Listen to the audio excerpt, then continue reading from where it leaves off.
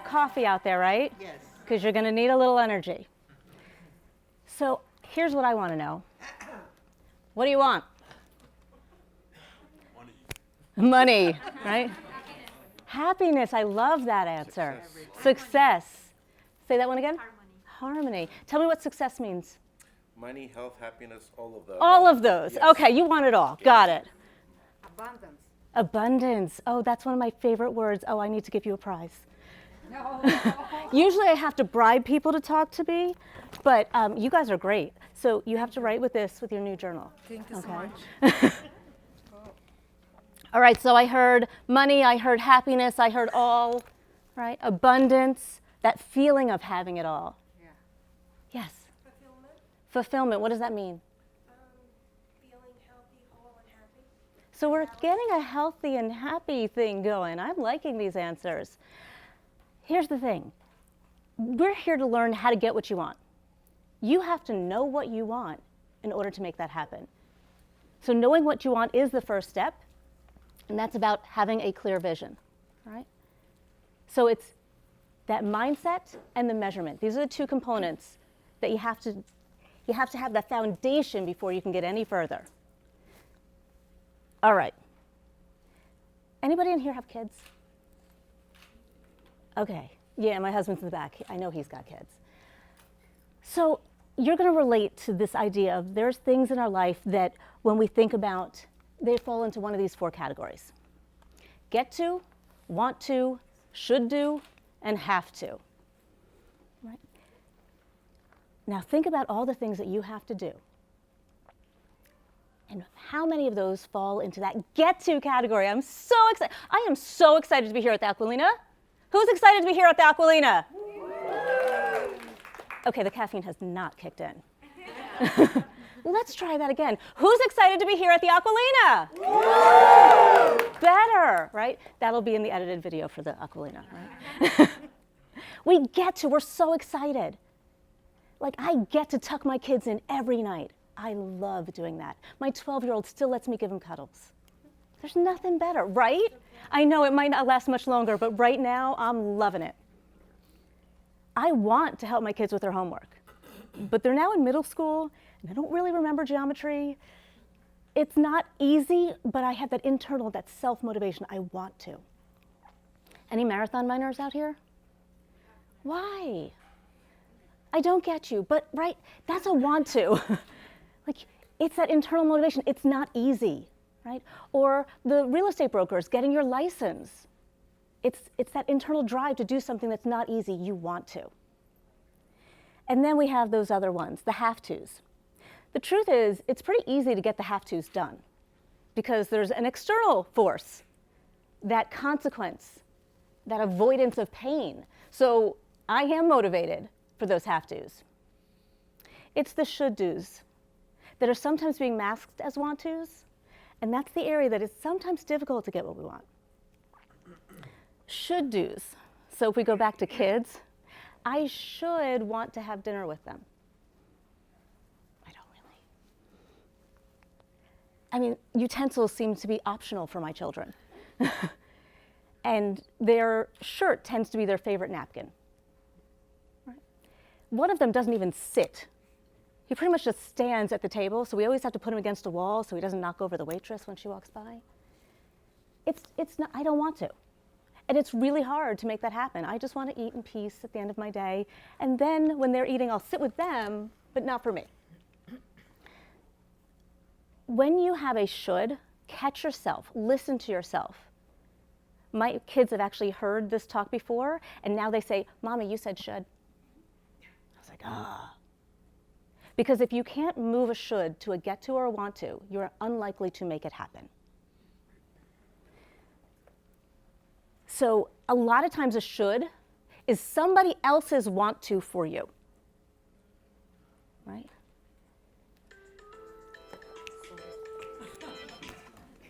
Aw. If you have a salsa, I'll make you dance with me. Yep. So I want you to think about your language. When you talk about something that you're about to do, something that you think you want, that you think you're excited about, Catch yourself. If you hear yourself saying should, reframe it. Find the good.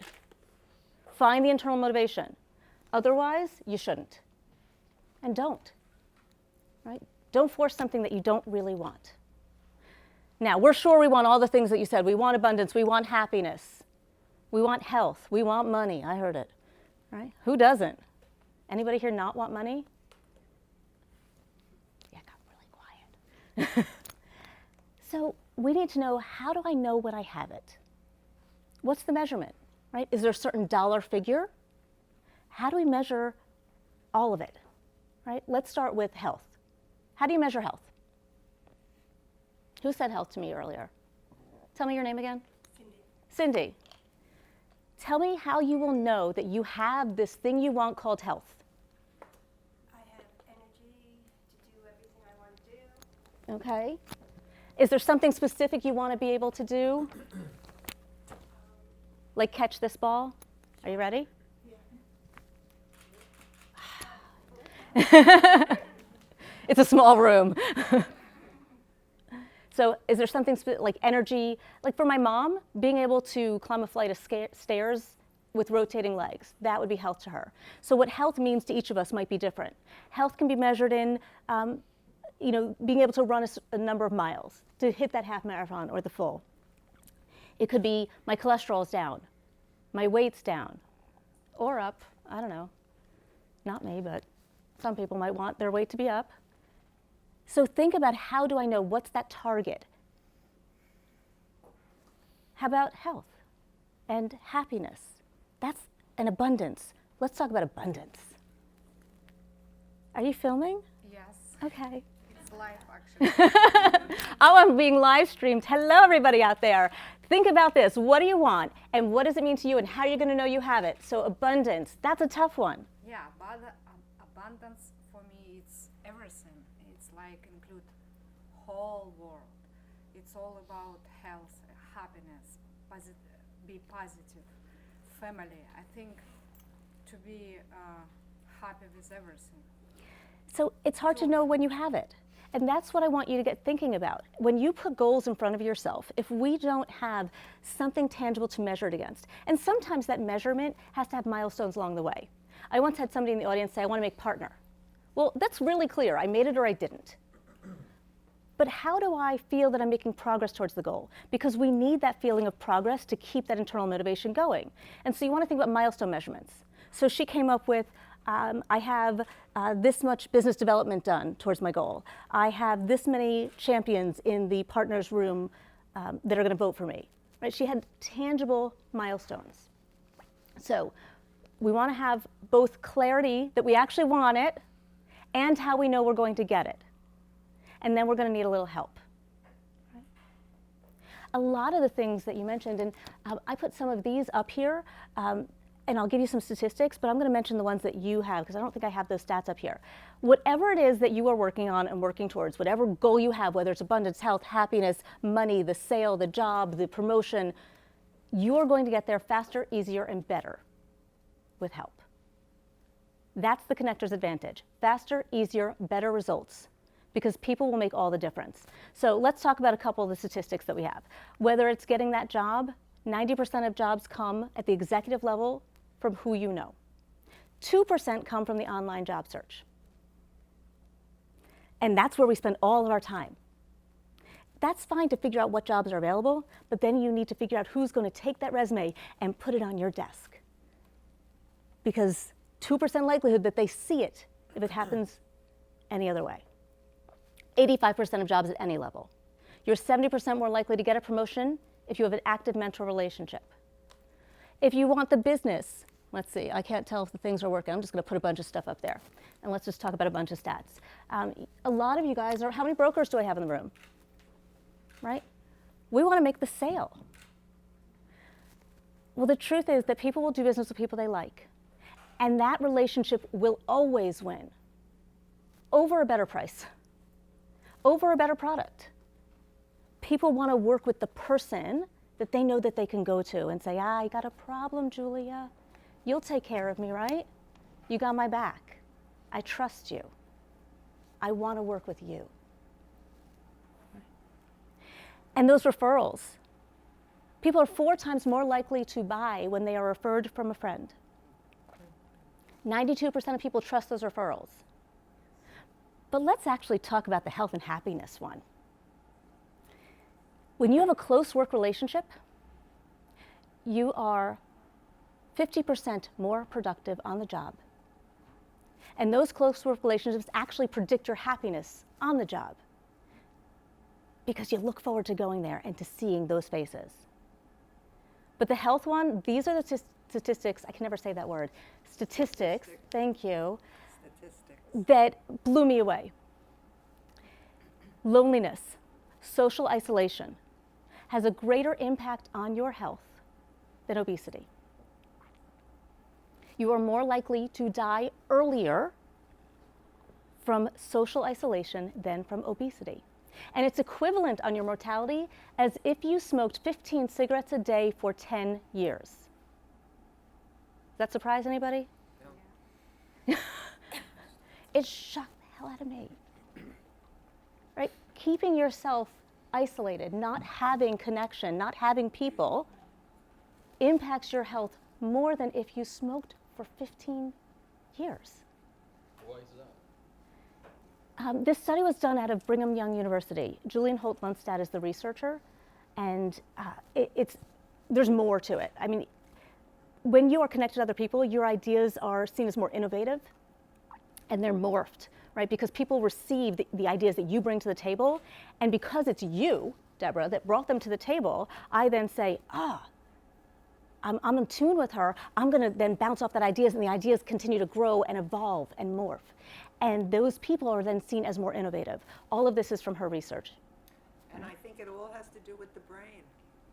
When the brain is kept busy and you're not isolated and you know how to deal with the outside world, it's all the brain.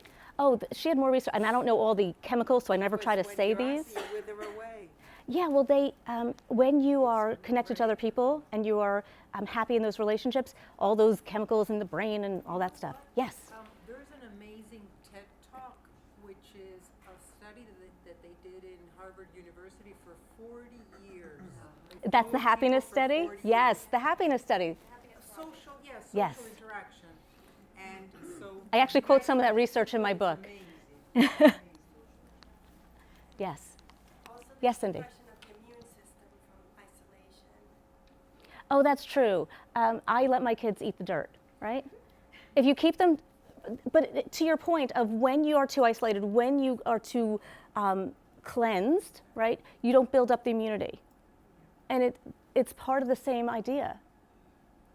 Okay, so we've got the idea that people, relationships, connection is going to help us with all the things that you mentioned and some that you haven't. So now we have to figure out how to get people to help us, right? Because we know we need them to get what we want, but why would they do anything? So here's what we're going to do. This is perfect. My front row is going to turn to my cushy chairs. So all the chairs are going to turn around and face the cushy chairs, right? And you guys can chat on the side, and you guys can chat in the back, and you are going to talk about why you do anything, right? So what are the 3 reasons, or any reason at all, come up with even just one reason why you would do something for someone else. Talk. You're going to turn around and talk to the people behind you.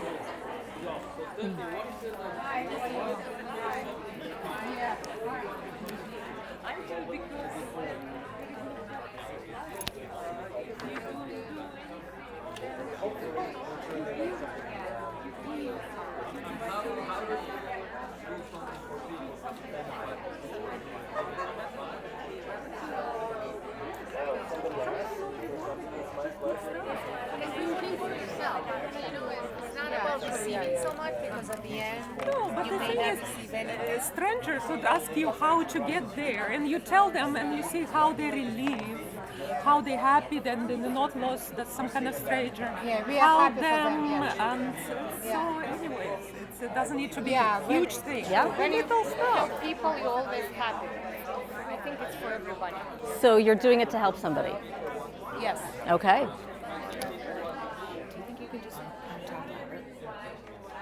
Yeah, for the back room. Yeah, yeah. Otherwise, a story. For instance, if I have a friend, I don't want him to smoke. I have like What'd you guys come up with? So we came up with the fact that you cannot have someone do something if they don't want to. So the most important is that they have to want to do something for you. Or for Why would different they reasons. want to, though? Because they like you, or because they're friends, or because they get an interest out of it. Yep, these are great answers. Favor, the want to be a part of a group. Yeah. When I ask people to share, these are good. Oh, did you want me back down? My shoe came off. I definitely found that out then. All right. I heard lots of good ideas out there. The challenge is always getting everybody to come back. And I hate to stop conversation because you're connecting to the people who you're around, which I love. So let's hear some of these answers. Oh, and I need to not have this stuff coming home with me. So if anybody needs a hug, give me an answer. And I get a hug. Why do people do anything? Cindy? For satisfaction. For satisfaction. I love it. I know names, just so you know. To be loved? Oh, then you definitely need the hug, right? Are you ready? And also, I learned from this young lady that for creative reasons, to create things, new and inventive ideas. To feel that sense of Yes. accomplishment or creation, Yes. you get the eucalyptus chapstick. Oh, thank you. And it's a contribution, you know. Absolutely. So that feeling of contributing, having an impact, Right. you want it? Nah, when you're close up, I give you things I can't throw. I can't throw the pens. I thought you could All do pens it. just not well without hurting somebody, right? Daniel told me that he likes to do things because he believes in the cause and effect. You know, you do something good or something good comes to you. So to create goodwill. Yes. Yep. Reciprocity. Okay. All right, let's hear from some in the back. Juan. See, I remember your name. What did you guys talk about? We talk about our work while we do it every day, how we like to help our clients. Okay, so there's a consistency of feeling like that sense of contribution and help. Brandon, what about you? Yeah, we were talking about in regards to helping people when they don't know how to do something, or can you provide for them in a way. You can hear a lot of consistency in the theme here, right? You guys talked about something a little bit different. Well, it could be also because you're selfish, because you're waiting for something in return. Right. That's not a bad thing, right? There's something in it for me, right? So the humanity is selfish by the nature, because we are trying to protect ourselves in the life. So it's selfish in a good way. It's not a Selfish is not a bad word in my vocabulary. It's not. Yeah. It's not concentrated. It's just like how you survive. That's why it's in the nature very deep. Yeah. Gina, what did you guys talk about up here? To be kind as well to people. Yeah, they were talking about it doesn't have to be a big thing that, right? It could be something small, right? I saw a hand in the back. For the connection? I love that, and I want to get rid of this. Ready? Yes! I'm always so excited if I actually get it to the person. So I heard at least 2 of the 3 reasons, right? Because there's really only 3 reasons people do anything. Yes? And also you have to take care of yourself and be strong to be able to be there for others. Mm-hmm. How can you help others if you cannot help yourself? I love that. And be strong. Right? When we talk about some of the mindsets, that's right on point. So the number 1 reason people do anything is because there's something in it for them. And just about every answer you gave, even if it's that helping others, or because you might get something back, or because it feels good, or because I want to have an impact, or I want a contribution, or I want to see what I did, right? I want to be, all of those things give me something. And that's the number 1 driver for us to, and it's a great reason. We all need that reason because that's the get to, right? I get to. There's something in it for me, right? That's the with it.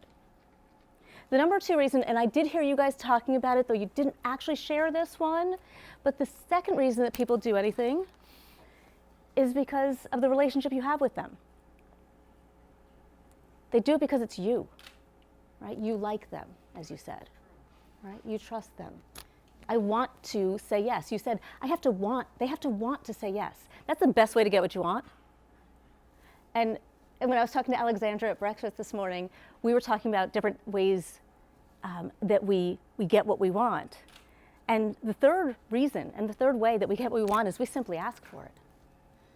And that's the thing that people forget, right? You just ask. I'm here because I asked, hey, do you want me to come down? I could use a vacation in November, right? I'm like, my book's on the bedside. Why don't I just come on down? And then what I did is I asked in a specific way, and we'll talk about different ways that you can ask so that you don't put that relationship at risk. So what I want to do now is kind of talk about how you can get better at each one of these things so that you can influence others into action, so you can get the help that you need to get what you want. Sound good? All right, so let's start with the key concept of inquiry versus advocacy. When you are thinking about getting what you want, has anybody read Stephen Covey's 7 Habits? You can't play, you know the one. We talked about it at breakfast. I have my other book. This is my first book. If anybody can tell me, and they're all going to go Google it right now, Stephen Covey's 5th Habit. Guesses are allowed. If you get close, you get the book. Can you repeat the question? Stephen Covey's 7 Habits of Highly Effective People is the book. His 5th habit. I see people. Say it again. Be a good listener. That is one of the skills you need in order to fulfill that habit. Yeah. Consistency. Being consistent. I don't know which of his habits that is, but it's not number 5. To be open and accept. Routine. Nobody's Googling it. All right, we'll have to find another reason to give you guys the book. Seek first to understand and then to be understood. Seek first to understand and then to be understood. That's why listening, it's part of it, right? To be a good listener, because what you're doing is inquiring. You're listening. You're asking questions. When we inquire, we understand somebody else's motivations, somebody else's desires, somebody else's fears, concerns, dreams, right? Inquiry is the most effective tool you have for influence because people are more influenced by their own ideas, right? People are most influenced by with it, right? So we need to understand what's in it for them. Are we helping them avoid pain? So what do you think is more persuasive, avoiding pain or getting gain? Hands up for avoiding pain. A few. Who thinks gain is more persuasive? Who does not like raising their hand when you ask these questions? What was the question again? Which is more persuasive, avoiding pain or getting gain? Getting gain. Avoiding pain. Avoiding pain. Avoiding pain. So there was this article, and it was the exact same article with 2 different titles. Avoid this horrible pain. Get this fabulous gain. Click-through ratio, 19-1. It wasn't even close. 19-1. Pain is real. We feel it, we know it, we believe it, and we don't want it. A gain is a dream. It's nice. Maybe it'll happen, but I'm not convinced. Right? It's not as tangible. It's not as motivating. So if you want to influence somebody, ask them where's their pain, right? What do they want to see differently? Understand that, then you can move to advocacy. Whatever you are trying to make happen, you can then present that based on fixing whatever it is that is a problem for them. Advocacy is your most important tool to get what you want, your results. And it will be far more effective if you started with inquiry. Seek first to understand and then to be understood. If you leave with nothing more than that concept in your head and changing your conversations to uncover their motivations, you will, with that one change, be more effective, be more persuasive, be more influential, be more connected. So, I can go home now then. Yeah, I can be done? Yeah, Yes. you can fix somebody's pain, they will buy from you whatever you're selling at the end of the day. Yeah, I mean, if what you are giving them, whatever product, whatever service, whatever fabulous piece of property, right? If it solves that problem for them, if it makes not having to cook your own meals easier, if it makes not having to drive yourself somewhere easier, if it makes whatever it is that is their challenge easier, you've solved the problem. A yes becomes very easy. Okay, questions on you can, by the way, this is a conversation, we're a small group, so if you want to ask me a question, ask anytime. Any questions on advocacy versus inquiry? Okay. So let's talk about my favorite topic. And the number 2 reason people do anything, it's because it's you. Or as my grandmother says, what I do for you. Right? I do it for you, look at that face. You got a grandmother like that, don't you? Right. These are the 7 mindsets of a connector. This is going to be an audience choice section. I'm going to quickly explain, and you'll see a word up there that you might recognize, the 7 mindsets, and then you can tell me which ones you want me to teach you to do a little bit more. All right? Can't get to them all, but we can get to a few of them. Connectors are open and accepting, right? And that is open to being wrong, open to ideas, open to other people, accepting of our differences, and accepting of ourselves. And don't forget that one. Right? They have a clear vision. We already talked about that. Connectors know what they want, and they're willing to ask for it. Connectors trust. Connectors are conscientious. They say they do what they say they're going to do, right? They follow up, they follow through. They're also really careful about not saying yes to everything. Connectors are social and curious, not social butterflies, just putting themselves in environments which they can connect in. Connectors have a giving spirit. This is one of my favorites. That idea of a giving spirit, of adding value, right? And I think Aquilina is a really interesting example of a giving spirit because they're giving you this, the AcquaTalks. They gave you breakfast. And they're giving me candy, which is really all I need to be happy in life, right? Right? That giving spirit of giving without expectation, right? Did I hit all 7? Oh no, we missed the one. Right? I was saving that one for you. Oh, I'm standing too close to be live streamed. Hold on. I'm saving that one for you. Just a second. Checking connection. Connectors come from a place of abundance. And this is a really difficult concept, which is why I stopped when you mentioned it, right? That abundant thinking, the opposite of scarce thinking. Okay, so audience choice, which ones do you want me to talk about? You can pick 2 or 3. Abundance, we figured that one was coming up. Okay, there's one. Have a clear vision. Clear vision. Trust. We kind of talked about clear vision already, right? Because we talked about mindset and measurement. So give me a different one. Conscientious. Okay, we got our 3. So just for the record, is there one that was in your mind and you just didn't call it out? Hands up if you kind of wanted to say one, but oh, I forgot. This group doesn't like to put their hands up. Which? Generous spirit, right.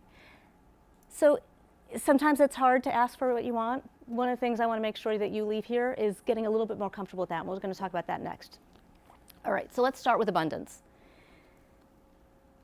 Here's the thing, scarcity is scary. And just like that pain is tangible, so is scarcity. we have proof in scarcity. So I am somebody who is a recovering CPA. I don't put that in the bio, but I spent 10 years in finance, and I came up in finance in the early 90s. You can already kind of visualize what that was like. I certainly wouldn't have been able to have little designs on my nails at the time. Right? I wasn't even allowed to wear pants. So, yeah, could you believe it? Right? When I was coming up in finance, there were no female partners in my firm. There was one female senior manager, and she was not nice. And the reason was because there was a belief, a scarce belief, that there was only room for one at the top, and it was going to be her. And so she was going to do it on any other woman's back, because if they rose, then she wouldn't. That's scarce thinking.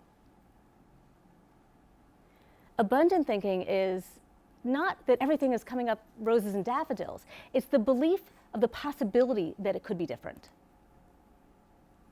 It's just because there might not be any partners now doesn't mean we can't be in a 50-50 partnership later.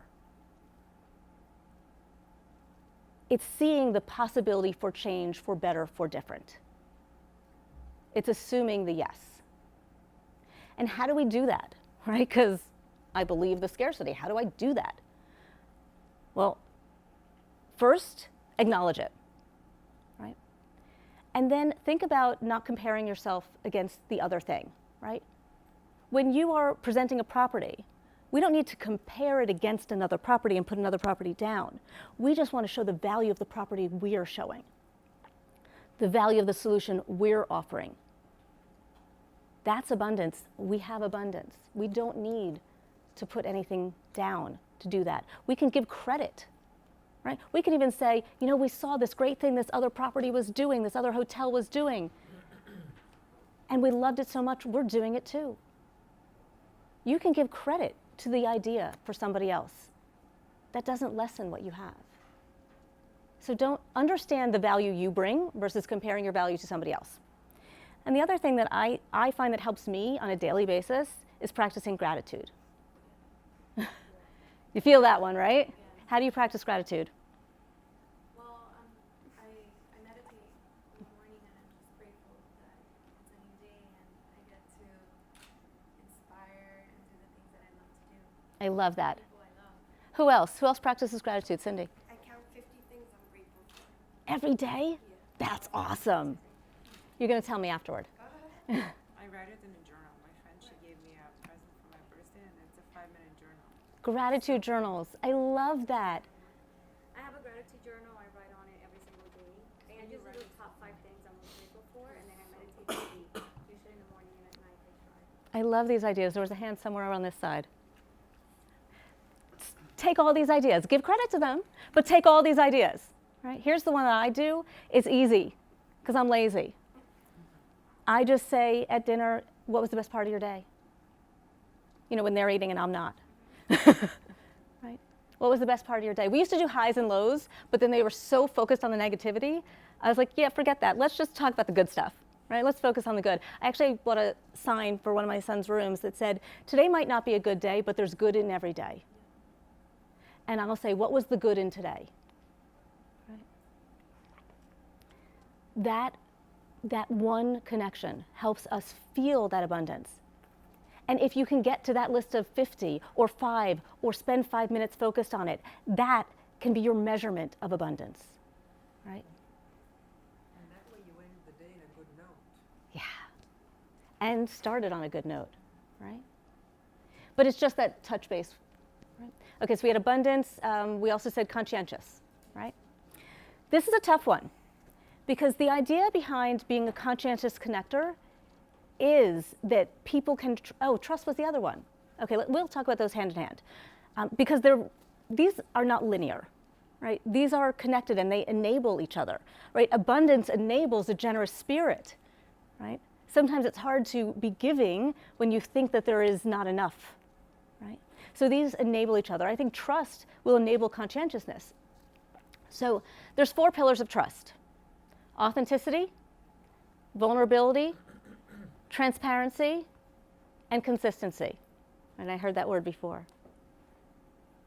if you think about all the micro actions on a daily basis, right? We have all these minuscule moments with people. Do they contribute to building trust or to breaking it? Because it's doing one or the other. There's very little that we do that is neutral. Right? And it's those tiny moments that impact it. So authenticity, you can't trust somebody who ain't being real. I don't know if I know who you are. I'm not sure you're really being real with me. Right? Vulnerability, anybody like that word? You do? I don't. It took me a really long time to get comfortable with that word because I had to protect myself and I had to seem strong. And it took me time to realize that vulnerability, it's not about weakness, it's about openness. Right? Vulnerability leads to credibility. And when I talk to leaders, when I talk to managers, and I say, what happens when one of your people comes to you and says, I messed up? What do you do? Do you put them in the nice comfy chair and then go like this? Right? And tell them everything that they did wrong? Right? You tell them how to fix it? Right? What happens if you say, been there, done that? Let me tell you how I recovered from it. And let me tell you, you will too. Right? When you don't have to be perfect, when you're willing to show those imperfections, to make those teachable moments, to share, you give trust to someone else. And when you give trust, you get trust. And that vulnerability leads to credibility. Be selective, choose your moments. I'm not saying put it all out there all the time, but don't shy away from it. Transparency, we make up stories in our mind, right? And then we believe our stories. We climb what's called the ladder of inference. Anybody hear of it? Yeah, Chris Argyris, it's a Harvard Business Review article if anybody wants to look it up. Basically, something happens, one of those microactions, and we draw a conclusion, and then we climb the ladder of our conclusions, of assumptions, until we have believed everything, and then we treat you differently as a result. So if I give you information to help you draw better conclusions, then maybe you don't have to make up your own story and then tell Gina the story. And then Gina goes and tells Yancey the story, right? And then Yancey's going to go tell Stephanie the story. And now the story became real because we just spread the story. Because I didn't have the real information to know the story. Transparency doesn't have to be, I tell you everything anytime, anywhere. Transparency can simply be, here, I can't tell you this, here's why, and here's when I'll tell you. Or here's as much as I can tell you. Giving the reason why, the why behind the what. Whatever the decision is, whatever the what is, give them the why behind the what, and people will get on board. They will be more likely to accept the reason and to engage. So transparency of information, even when it's, I can't tell you, and here's why. Right? And consistency, because none of this matters, and trust won't be built if you don't practice it consistently. And that's the thing. If I asked you right now to define trust, to write a definition, I would get, about 70 different definitions, right? I actually do this activity when I do trainings. And one of my favorite definitions that I ever got was that trust is the expectation of predictability. Pretty simple, right? And consistency is exactly that. Right? So when we have trust, right, that conscientiousness is that people trust what I say. They trust my follow-through. They trust my work product. But in order to be conscientious, we have to be careful. Because a connector with a giving spirit wants to say yes to everything. And then we stretch ourselves too thin. So what I want you to know is that yes is not a one-word answer. There's yes if, yes after, yes with, and there's no but. And no but is no, but I can do it this way, or no, but so-and-so can help you, or no, but if you get this, then we can do that. Yes and no never need to be one-word answers. Questions on trust, conscientiousness, or what was the first one we did? Abundance. Random outbursts are welcome as well. Okay. All right, so here's the third reason. Ask. All right, I'm just going to throw these up there. Asking is tough sometimes. There's different ways and different times that we're asking, right? We might be asking for the sale, right? We might be asking for help. I'll never forget the time that my garage door broke with my car inside about 2 hours before I had to pick my kids up from school. Well, that's not a problem. I'm on a 24-hour emergency hotline, and we have that service, and it's a Thursday, and they said, yeah, we'll be there Saturday. I'm like, yeah, my kids get out of school in 2 hours. I'm like, garage ate my car. Can't get my kids. Okay, hold on. We can be there Friday. Like, still not going to help me. And I thought, okay, I'm going to the gym. I'm really strong. I can lift this myself, right? I unplug all the electrical stuff. Don't laugh at me. I've been going to the gym. And I get down there, and I'm like, I mean, not even like a centimeter did that move, right? I got my sitter to help me. Nothing. Cannot open this garage door. And I'm now starting to panic. There's nobody to pick up my kids. So I called my friend. She lives around the corner. And oh, by the way, I also had to be in the city that night to give a talk. So time was tight. And I said, you know, Abby, I need to ask a favor. And she's like, what? And I'm like, I need to borrow your car. And she's like, okay. I was like, wait, you don't understand. It's not just to get the kids. I need to go into the city tonight. I need to drive your car into the city. I live in Jersey. The city is New York, right? And she's like, okay. I'm like, New York, are you sure? Like and she's like, Michelle, do you want the Mini or the SUV? I was like, oh, well, I want the Mini. And all of a sudden, all my problems were solved. And that ask is really, really hard. One, we have to remember we can ask. If you don't ask, the answer is no.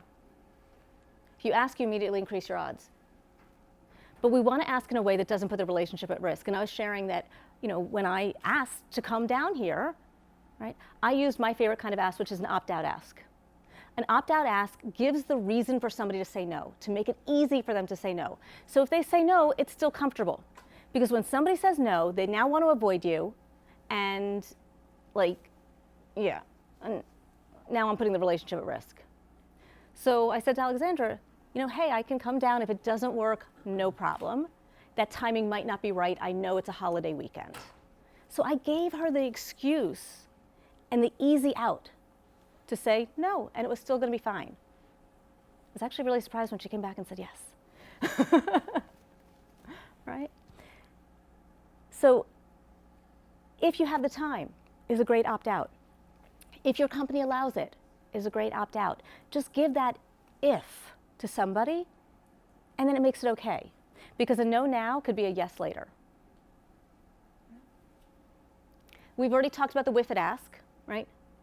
Ask, showing how it does something and benefits them, right? Solves that problem, whatever it is. That's the with it ask, right? That's one of your best. The make it easy ask is a lot of different ways. It could be making it convenient, right? Would you like to meet at 3 or 4? Your office or the Starbucks, right? It could be a alternate ask. Would you like to do A or B? They're of equal value to me, but you feel like you're in control and you can make a choice. Or the shrinking ask, right? These are all the make it easies. Can we do lunch? No, if not, how about a phone call? oh, it's busy season. How about, maybe you can introduce me to somebody else, right? Make it smaller, smaller, smaller until there's something that they might be able to say yes to. The non-ask is one of my favorites. This is really about putting out there a goal. When I listen to all of you talking about why you do things, a lot of people were like, because it feels good to help somebody. They needed directions, right? This group was talking about somebody asked for directions on the street, and I feel really good about helping them, and they're so relieved they know where to go now. This little thing, right? Of feeling valuable, feeling like you helped somebody else feels so good. A non-ask gives somebody that opportunity. Actually, all asks give people that opportunity to feel good, like that they could help. The non-ask is simply putting out your goal. So one of my current goals, and I'll put it out there, is that I am trying to get 100 reviews on Amazon for my latest book. So I'm giving all of you my latest book.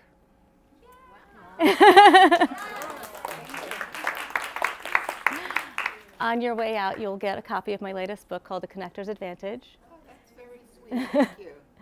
And I ask if you have the time to post an honest review of the book. Of course. Thank you. Right? But that's a non-ask. I have a goal, right? That was an actual real ask. But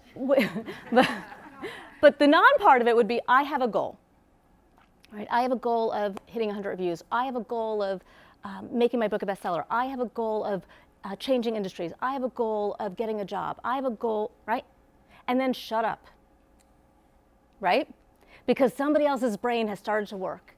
And somebody else's mind is starting to go and think, how can I help them? What ideas do I have for them? How can I be valuable? How can I contribute to them right now? And if they don't, which they probably will, but if they don't, you simply add this. Have any ideas for me? And now they want to have an idea. That's the non-ask. That's one of my favorites. Right? For those in sales, because I know we have some people in sales here, there's one more ask I talk about, which is the if-then ask. I'm sure you're all familiar with it. That's that close, right? If I can get this, then are we good? Are we done? Will you sign? Right? If I can solve that problem, will you call this place home? Right? If-then. The if-then's a powerful ask. So,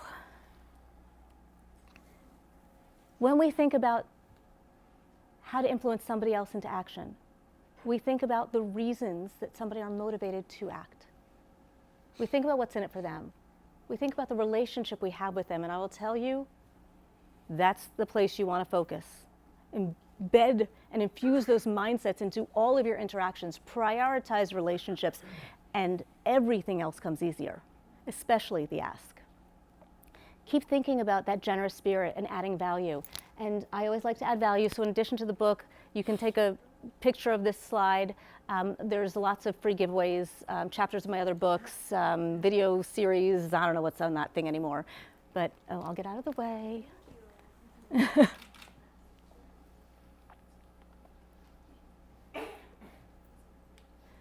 Adding value is what makes people want to stay connected.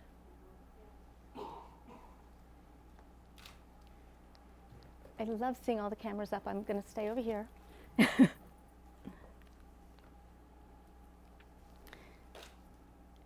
And before I let you loose on the popcorn and the candy in the back of the room, I will invite any questions that remain, that are brewing in your minds. You rock. Oh, thanks. So let me leave you with this really cool slide that, yes? Would you give me a couple ideas, according to your experience, how to overcome a rejection?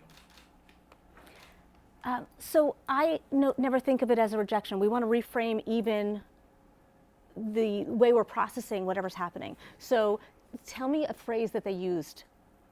Like, what did they say to you? I have to think about it. Oh yeah, that's the favorite. That's not a rejection, right? So let's first reframe that as, okay, they need time. Well, pressure sales, right, are really what ends up, right? So I have to think about it. Say, great, I want to give you all the time you need so that you are secure in this decision. what are your open questions? And what information can I help you with to give you that time to process all the right information that you have, right? So inquiry, we're back to inquiry.